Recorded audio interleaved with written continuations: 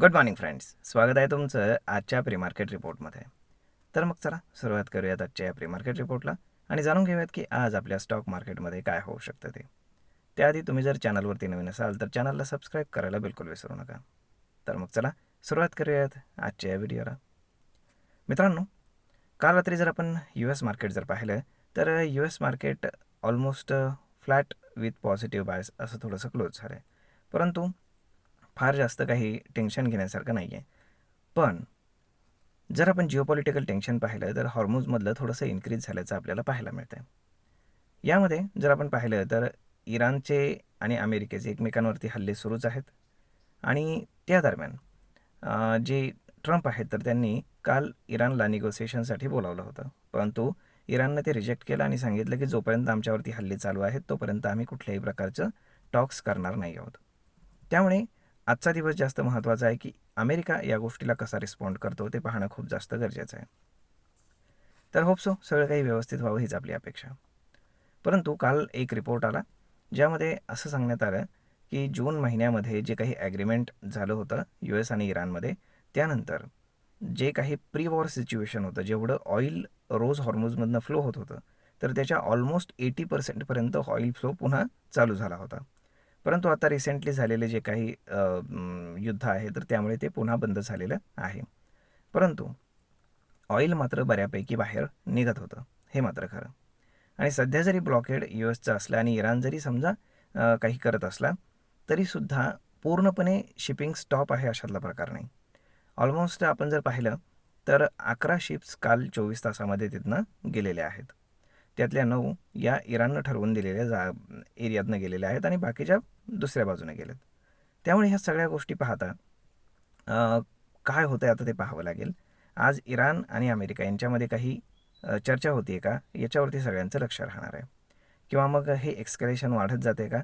तर या सगळ्या गोष्टीवरचा परिणाम जो आहे तर तो आपल्या इंडियन मार्केटवरती आणि पूर्ण जगावरती देखील आपल्याला पाहायला मिळेल.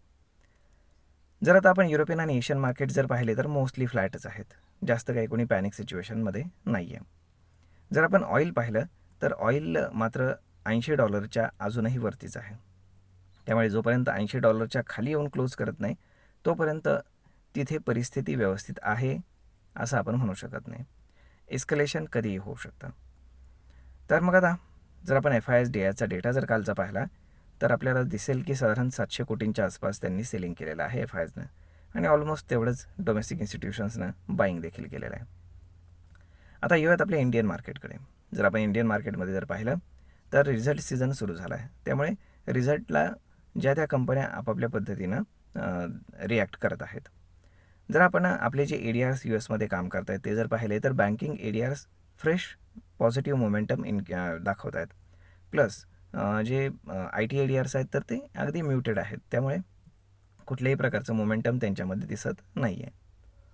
जर आपण काल रात्री USमध्ये आलेला मायक्रो डेटा जर पाहिला तर तो मायक्रो डेटा सपोर्टिव्ह आहे इकॉनॉमीला, आणि त्यामुळे काय झालेलं आहे की जी रेट इन्क्रीजची प्रोबॅबिलिटी होती ती अजून कमी झालेली आहे.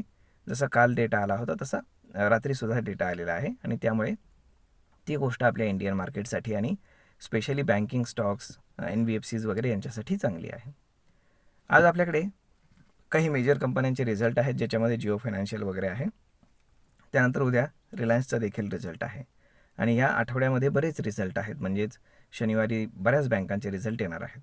त्यामुळे सोमवारी आपल्याला एक चांगला मोमेंटम आपल्याला मोस्टली पाहायला मिळण्याची पॉसिबिलिटी आहे. तर होप सो सगळं काही व्यवस्थित व्हावं हीच आपली अपेक्षा आहे. त्यामुळे हॉर्मुझमध्ये काय घडतं याला जास्त महत्त्व राहणार आहे रादर दॅन इथे काय घडतं त्याला.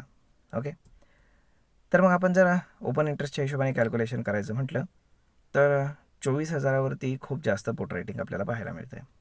त्यामुळे 24,000 हा एक सपोर्ट म्हणून काम करेल आणि 24,200 साधारण एक रेजिस्टन्स म्हणून आपल्याला काम करताना पाहायला मिळेल. तर मग आता या सगळ्या गोष्टी जर आपण पाहिल्या तर जास्त काही आपण काय म्हणतो की मोमेंटम मार्केटमध्ये नाही आहे. एका रेंजमध्येच मोस्टली मार्केट राहण्याची पॉसिबिलिटी आहे. तर मग पाहूयात की आता फ्लॅट तर मार्केट ओपन होत आहे, परंतु क्लोज कुठे करतं आहे पाहावं लागेल.